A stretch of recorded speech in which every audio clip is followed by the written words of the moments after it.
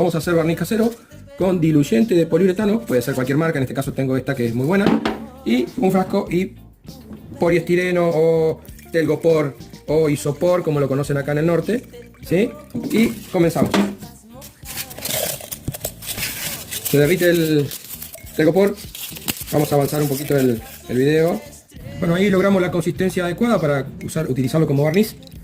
Quedó líquido y quedó un poco viscoso, capaz que habría que agregarle un poquito más de telgopor, pero ahí está, para mi gusto está justo.